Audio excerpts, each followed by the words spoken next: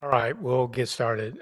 This meeting has been given public notice in accordance with section 19.83 and 19.84 Wisconsin stats in such a form that will apprise the general public and news media of subject matter that is intended for consideration and action. Director Standridge addressed the commission regarding chairperson deputies is unable to attend this evening meeting, and a pro tem will need to be elected for the meeting taking place on October 15th, 2025. Don Eby has stepped forward and said he would accept the position of pro tem for this meeting, but I need a nomination and a second and a vote. Make a motion to elect Don Eby as pro tem of this meeting. Second. All those in favor? Aye. Any opposed? Thank you. All right, Don. Okay, everybody hold on. Looks like we're going to start with roll call. Is that accurate? We've got Commissioner Pollux here, Commissioner Steves, Commissioner Smith, Commissioner Stapleman, and myself. Looks like, and I believe Commissioner Deputies is excused tonight. And Trustee Meg as well. Next up, we have citizen input. Please be advised per 1984-2 that information and comment will be received from the public. It is the policy of this municipality that public input be limited to a 4-minute period per person with a time extension granted at the discretion of the chairperson. Please be advised that there may be limited discussion of the information received, but no action will be taken under public comments. Comments that may be injurious to the village personnel or other individuals will not be allowed. Are there any public comments? Okay. All right. This is a new paragraph this time, I guess. So threw me off a little bit. We'll move on to item number 4, meeting minutes, Parks and Rec meeting minutes for September 24th, 2025. I'd like to make a motion to approve the meeting minutes for September 24th, 2025. All right, got a motion. Do we have a second? I'll second it. Is there any discussion? I will be abstaining since I was not able to attend the last meeting. Any further discussion? All those in favor of approving the minutes as presented? Say aye. Aye. Sorry. Opposed? All right, motion passes. We'll move on to item number 5, unfinished business. We have none, so that's fantastic. Let's move on to item number 6, new business. Item A, 2025-26 winter spring proposed fee increases. Guess that's us. You should have your fees and charges schedule attached. Yep, really tiny writing for you guys, so sorry about that. Hopefully we are able to look it over, but we'll just go page by page. Not a lot of changes. We need to approve the fees that go into the next brochure, the winter spring 25-26 brochure. So most of the fee increases are kind of either happened already this past fall, or we're increasing a little bit because of the thoughts that supplies might go up with tariffs and things like that. So so that's why you see a slight increase in the art program. The Legos class, it was the same fee, just went up a little bit due to the instructor costs. That's the same with the Legos Schools Outstream Sampler.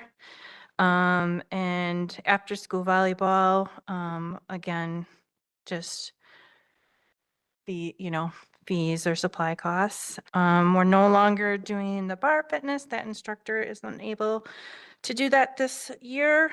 And then the golf lessons, again, the instructor's fees went up a little bit.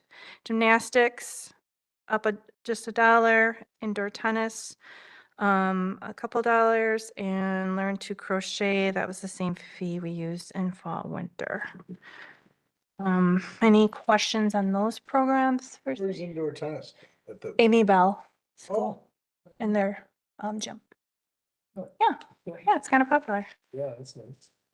Yeah, quite a few investment.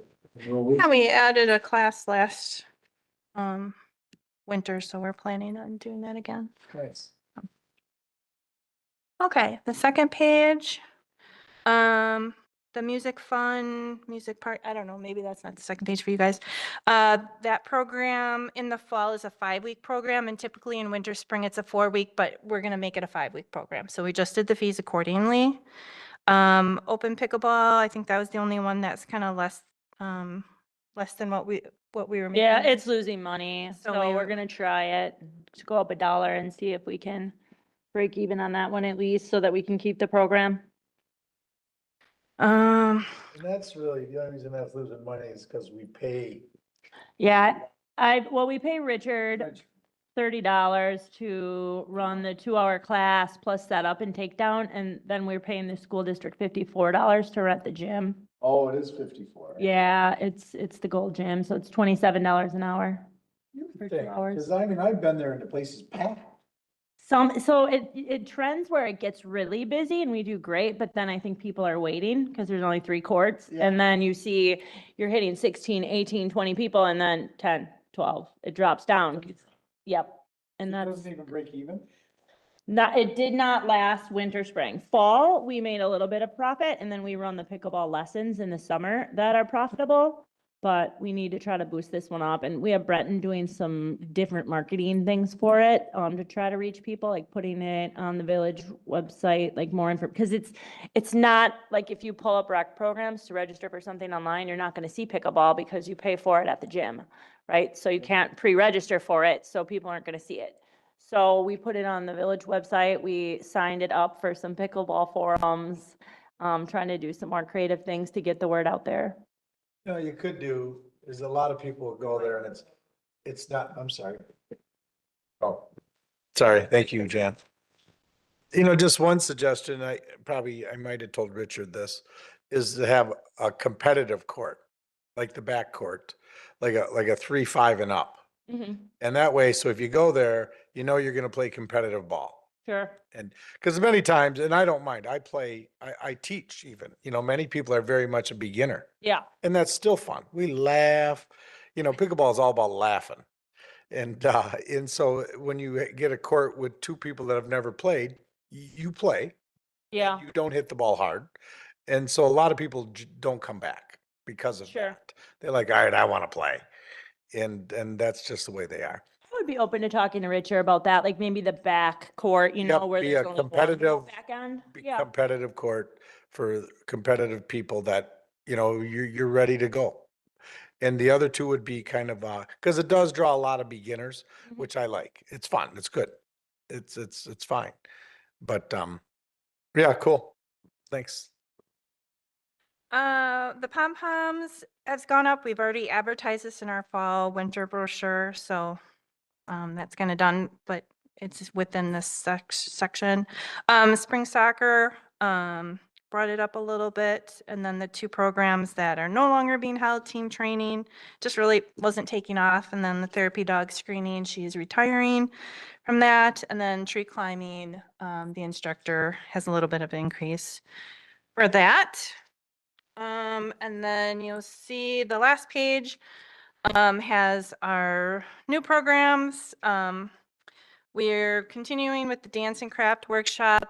This last fall, we did another Taylor Swift and Princess Tea Party. And then in winter, spring, we're doing the K-pop dance. Apparently that's all the rage. So we're doing one of those.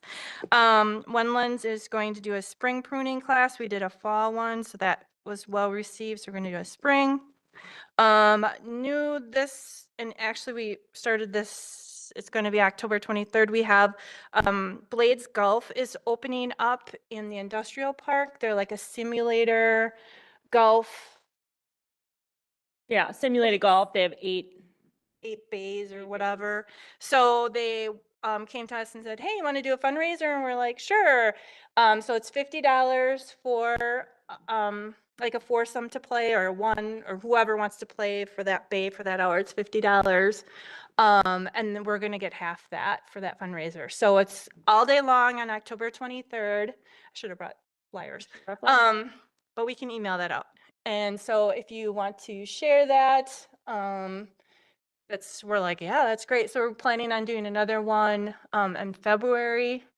So it was kind of nice, you know, a nice way that they're welcoming us even to Germantown. So it was. What's the location? It's in on Mequon Road, yeah. or Maple Road. Maple, yeah. Right on Maple. Not far off of Mequon by the Quick Trip. Oh, in that, oh, so it's north of, It would be on the east side of the road on Maple, but north of. north of Mequon. Yep, Okay, in that industrial- Blades Golf. Yeah, Where the old tennis courts used to be, or No, further down. further down? they Yeah. have the same like golf cart with alcohol on it that'll be driving around selling drinks. Yeah. They have a ginormous TV, and they're unique because they have putting there as Yeah. well. And the putting will The connect. games on it. Yeah, it connects actually to your other golf game up against the wall. I don't know much about this, but they said that no other place has like active putting like that where you can actually putt That's cool. on into a hole. I don't know. I don't know much about golf simulation. It's pretty cool. Yeah, it's cool. So that was exciting. We are going to do pickleball university rebel, it's called, and smash squad. So basically we're going to Pickleball Kingdom. It's a cooperative program with Menominee Falls, and Pickleball Kingdom, I can't say it, is in Menominee Falls. So it's basically for kids. We don't have any programs for kids for pickleball, so we thought we'd try it. It's a little pricey, so I don't know if it'll go, but I think the university one is for ages 11 to 16, and the other Smash Squad is ages 6 to 10. So, so we'll see what happens with that. But we thought we'd try it. And then the kickbox fitness now we did in fall, and so we're trying it again in spring in conjunction with Surge Fitness. Yeah. So those are all the programs we have planned. So we're just looking for a motion to approve the winter spring fees as presented. Excellent. Thanks for, Action to approve the. Thank you. I'll make the motion to approve the winter fees as stated on the spreadsheet. Second. all right, we've got a motion to approve and seconded. Is there any further discussion? No discussion. All those in favor, say aye. I, All those opposed? Motion carries. Tracy, you second that, correct? Thank you. Okay, we'll move on to item 7, Village Board Report. Trustee Cutts is not here today, so we'll move right along. Item number 8, School Board Report. just a couple things for tonight. Next week, Tuesday, the 21st, we have our usual board meeting. We have I think we'll have a couple of committee meetings preceding the board meeting. And then for probably most important for this month, we have our annual meeting, including our budget hearing on October 28th. It's Tuesday, October 28th at 6 p.m. The reason why it's so important is because it's audience participation day. Basically, any citizens who are residents within the school district itself can attend. There will be the usual motions that occur, some other presentations and information shared, and people actually vote. So that's why I say it's audience participation. Anybody who attends, there's a little registration ahead of time just to verify that you are located within the district, and All of the motions you actually vote on. So just thought I'd share that that's October 28th. It'll start at 6 p.m. with our budget hearing. And usually we start our annual meeting at 7. At the Germantown PAC. So if you haven't checked out the PAC lately, come on down, check it out. Excellent. Thank you. Item number 9, Director's Report. Just wanted to start out with this report to kind of update you on the budget process. We had our second round of meetings with the Committee of the Whole the other night, and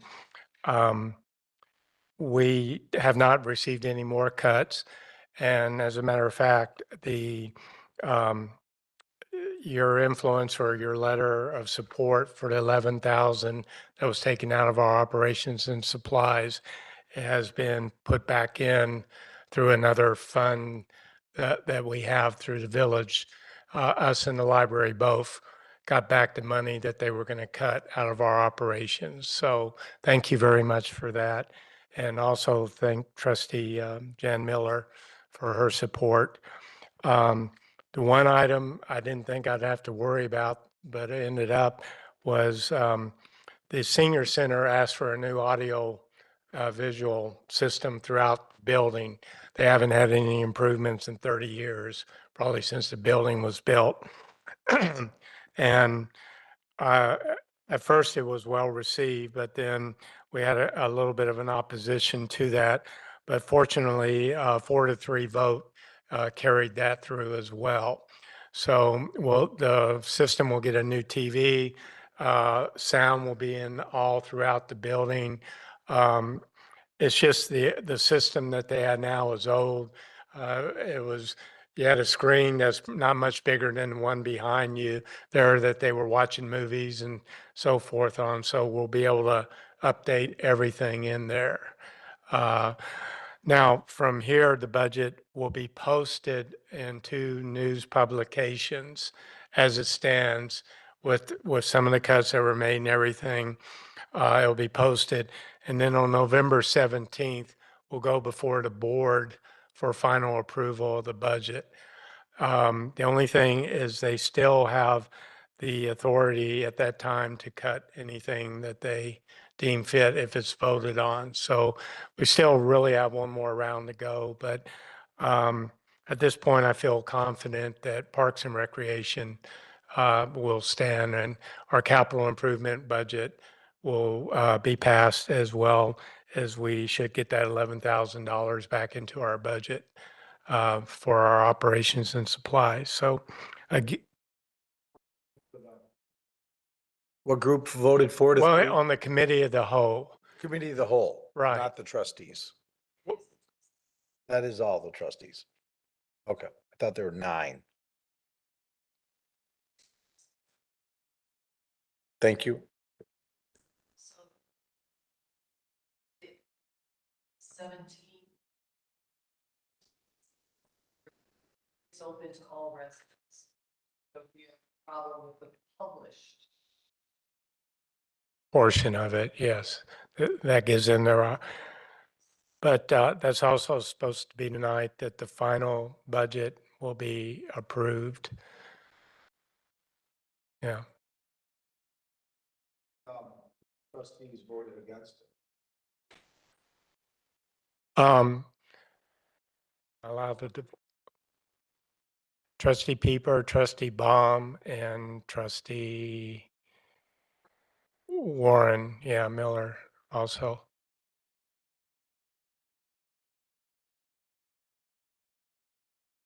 But the others all voted for it, so it passed. I mean, yeah, that's the main thing. So again, I just wanted to commend you and thank you for your support to help us get that money back into our budget. And that your voice is heard, so that's a good thing. Moving on with the report, just catch you up on vandalism. The Altbauer Park storage shed was broken into recently. basically they destroyed the door to try to get into the building, only to find that there was nothing in the shed. So DPW has since, to my knowledge, replaced that door. We do like the storage shed, since some of our tennis programs will be moving from the high school to either Kinderberg and possibly Altbauer. We'd like to keep that storage shed intact so we can keep tennis equipment stored there as well. Also during the off season, uh, and very soon our tennis nets and pickleball nets, all those nets will be coming down for the winter, and they're also stored in that shed as well.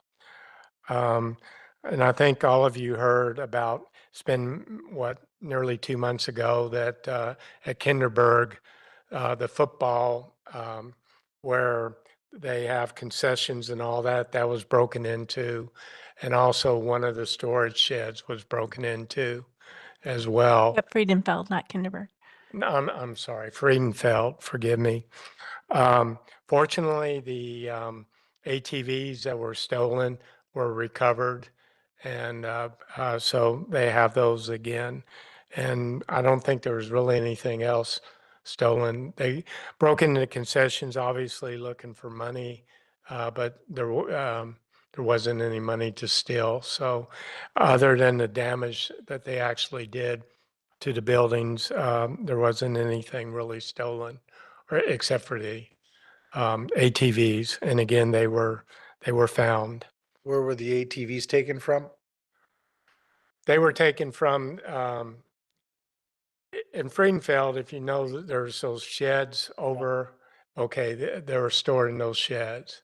And the city owned all-terrain vehicles? The football program and baseball, if I'm not mistaken, Oh. each own one. They paid for them. They're themselves. private items. Yeah, they're a member of the organization of the youth programs that use our fields. Yes. Got it. Yep. That's terrible. I didn't Yeah. know that. Villages. Yeah, no, the actual storage shed was also built by the football program. Is that the one that's in the middle? That where the soccer group sells? It's a big garage. Correct. Yeah, sell, there are like three. Paints in there that we They line have the 3 fields. bays over there. Yes. Okay. Yeah, it's terrible. Yeah. There's no electricity out there, is there? I don't recall. I don't think there is. The concession stand has electricity. The the football concession stand, right? Yeah. And is that where it is that you're talking about, the storage buildings? Because there's another one towards the soccer fields, a big garage that has all the paint for the soccer fields. Right. I think that's the one that both that and the concession were We're both broken. Oh, into. all right. Doesn't matter. That's the storage shed by the Jaguars field, Yeah. baseball field. Yep. There's 3 of them. Yep. Okay. One Yeah, that's different than the soccer field one then. Yep. That's too bad. Yeah, I just, Yeah, vandalism seems to be on the rise first, Visible. or it has been on 2025. So,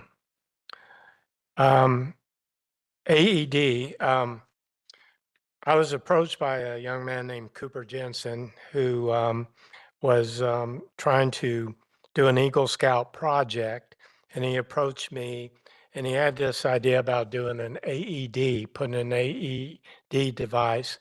Originally, he talked about putting it over at Hop Strauss for the pickleball players, but the problem is there's no electricity over there or anything to support the AED device. So I met with Cooper and asked him to consider the fireman's shelter, indoor shelter, because we have so many large events that happen over there during the year. And he liked that idea. So it's been 3 weeks ago.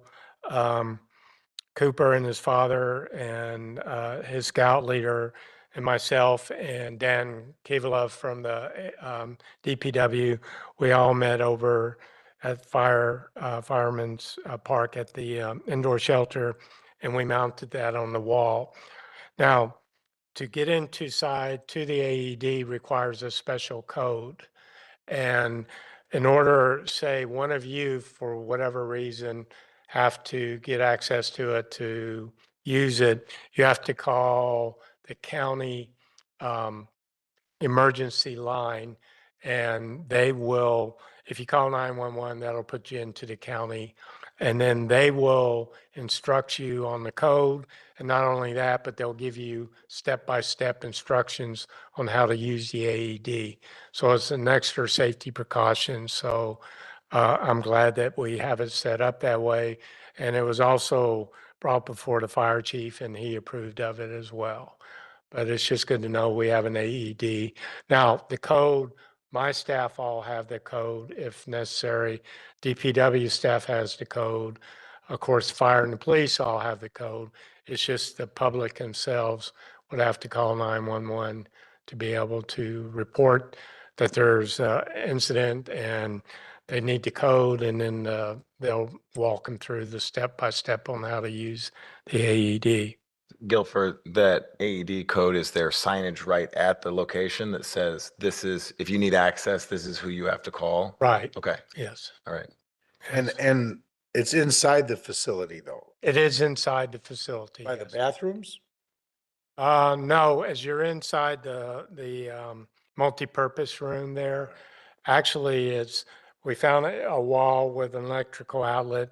It's by the door where you enter into the all seasons picnic area. Okay, So, which is normally locked, right? Correct, yes. so we've decided though that even though it's in a limited access area, like the general public doesn't have access to get to the inside of this building under the normal circumstances. It's Correct. only open when the village has it open and available.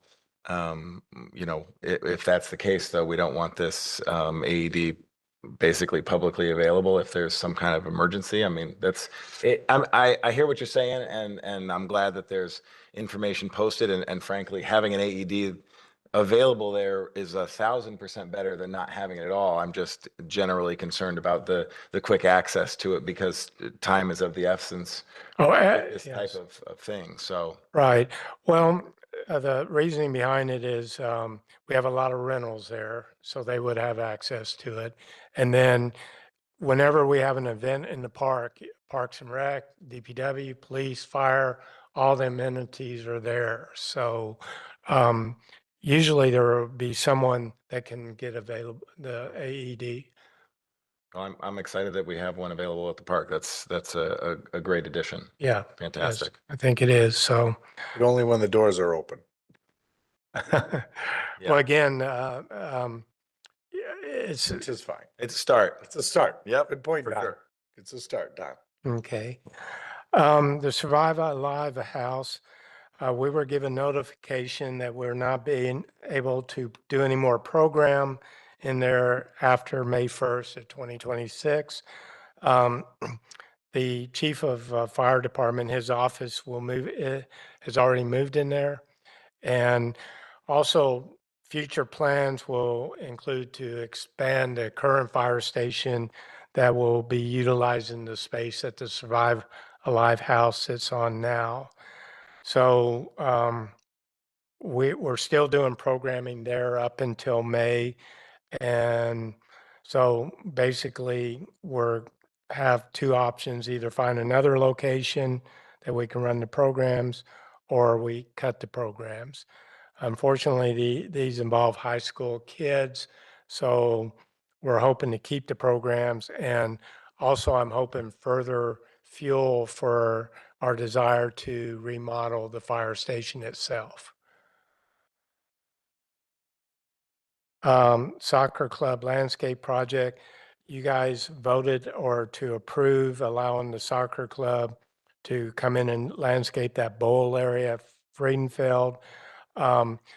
Unfortunately, because of the going through all the procedures and steps to get it voted on and approved, they're not going to start work on it this fall. They're going to come in early spring and work on it. But the project will still be in progress. Like 4 months ago? You didn't, you approved to give me permission to move forward with the project. This last one was you voted on the project itself and approved it. And that wasn't until September. The farmer's market is winding down. I think we've had a very successful year for the market. If I'm not mistaken, and Linda can correct me, I think we had 32 vendors that signed up for the market. And we probably average maybe 12 to 15 that actually showed up every Saturday. But I've met and talked to each vendor, and although we don't get a large crowd that comes through, we get a steady stream of folks that come through, and all the vendors are making money, and they seem to be well satisfied with the program. But on Saturday, November 1st, the first Saturday after the market is over with, I've invited all the vendors to meet up here at Village Hall. I'll provide pizza and soda and water for them, and hope to sit around and have a roundtable discussion on what they would like to see, how they would, what improvements and so forth. Also, one of my agenda items will be, and I've talked to a lot of the vendors, is next 4th of July, which falls on a Saturday, try to invite the vendors to have the market over in Fireman's Park as well. And maybe a little later time, started after the parade, and then they would have a captive audience for that. So I'll bring that up with them as well. I have one additional note regarding the farmer's market. We are still getting inquiries. There's only 2 weeks left of the farmer's market. We are still getting inquiries, and someone actually purchased a spot for this coming up Saturday. So even though we have 2 weeks left, we still have people that have interest in it and would like to join. Yeah. Update, I just wanted to update you on the fire station remodel. I've been asked by the village administrator, and it makes a good point, rather than go before the board while the board has been consumed with budget items, although this is a budget item, it's still a 2025 budget item. I will wait until after the budget for 2026 has been approved, and then I'll go before the board to state my case. But I just want to give you a breakdown of how that $50,000 would be allotted if I am approved to move forward. For example, the demolition of the outdoor picnic shelter is $4,300.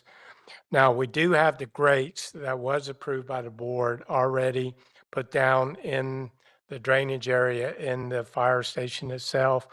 That was $2,468. I want to try, we're going to keep the concrete pad if we're allowed to demo the building, but I still want to keep electrical for that. So to rewire, do what they have to do, create a small pad would be $4,500. And then the consultant fee for remodeling the fire station would be between 25 and 30,000. So I tend to budget it on the high end, the 30,000. And so I have a total of 41,268 out of that. So that still leaves me about 8,700 for those contingencies, and you know how they can crop up at any time. So again, I'll probably after Thanksgiving try to come to the board to ask them to allow me to move forward with that project. Winterizing facilities, between now and the end of October, DPW will make the rounds to like Spaslin Park, their restrooms, and the old Fireman Park restrooms, not the indoor shelter, but the old restrooms, and they'll winterize those and shut those down for the winter. Kinderberg Park and Fireman Park indoor shelter restrooms will remain open year-round. And then at the end of this month, we will close our outdoor picnic shelter rentals until next spring. Now, people can still reserve Kinderberg, the indoor shelter, and they can still reserve Fireman's Park, the indoor shelter. But the other shelters that we rent out will be closed down for the winters. Again, later this month, our porta potties that have been in most of our parks will be removed for the winter. And now we will leave a couple of porta potties in Friedenfeld until mid-November. This is to accommodate the soccer program, and then they'll be removed as well.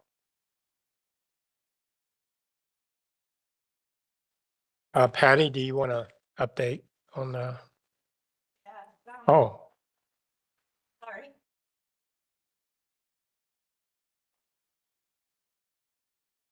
Yeah, so we're always busy. We had 32 programs starting just in October, and it looks like ongoing programs 1, 2, 3, 4, 5, 6, 7, 8, 9, 10, 11. Another 13 or 14 that are ongoing. So we're a busy place. I don't know if you want to talk about your average kids club enrollment. Oh, we are definitely seeing an increase this kids club school year, mainly at MacArthur and County Line. Rockfield, I would say, is down, but MacArthur and County Line are doing really well, especially MacArthur in the afternoons, oddly, which is strange because they get out of school the latest at 4:06. So, yeah, let's hope we keep that up. And then All Day Kids Club, we had to put caps on how many kids can come because it's just too hectic. Like we moved it to County Line to have a bigger gym, and it's still probably not enough space, but I don't have enough staff to open up 2 schools. So we're capping that enrollment at like 80. Why, when is all day? It's for when they have off of school. So if there's a teacher in service, any non-holiday, we're closed on the holidays, but any, like, the school is off on Halloween. So we are open on Halloween, and then they're also off the following Monday. So we'll have all day kids club Friday and Monday. And then we also have that stream program going on at Survival House on certain days off as well. And that has seemed to increase. And the other thing, obviously, it's basketball season. We're taking registrations. I mean, I always say that programs numbers been going up, but I'm seeing a little decrease in the Bucketeer basketball program. I think it's because Junior Warhawks, they've been adding more teams on their side. So the allure of not just a t-shirt, but a whole uniform and that type of thing. And it also depends on the grade as far as there's certain grade groups that are lower. So, so right now we could use more 5th graders and then some more 3rd, 4th grade girls. It sounds like I heard through Junior Rocks, they used to be able to, last year they did, were able to do Warhawks and Bucketeers, and their games were on Sundays, and now I think they moved their games to Saturdays, so some of those girls can't do both, so. But we're still holding the program, we still have enough to hold the program, obviously. We're just a little bit lower numbers than last year for that. So, yeah, that's about it. All right. Thank you very much. We'll move on to item 10. Announcement of public interest. The next regularly scheduled Parks and Rec Commission meeting will be held on November 19th, 2025 at 5:30 p.m. That's the day after my birthday, in case anyone is, looking to, yeah. I just want to say this next meeting, Kevin Driscoll, the engineer, had approached me. He's going to put the Vision Road Trail system. That's going to be a topic of discussion. So it's going to be an interesting meeting. So hopefully, correct.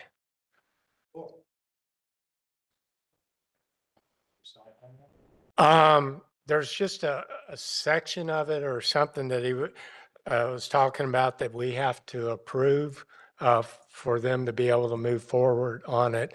But yeah, they're hoping to do half of it starting next year, and then I guess next fall go in and do the bottom or the south side, half of it. So half of it down to the bridge, and then resume the other half down to, I'm sorry, a county line. When is Division Road gonna get done? I don't know. I mean, they were talking about redoing Division Road for years. Probably.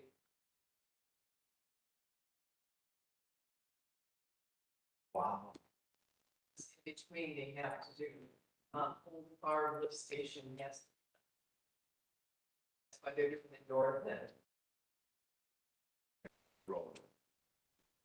North end, is that just from Lift Mequon? station, south end. The north end, I mean like Mequon Road down to the lift station, Bridge, yeah. the bridge. Yeah. The old farm bridge right in that area. Yep. Then the south is that after.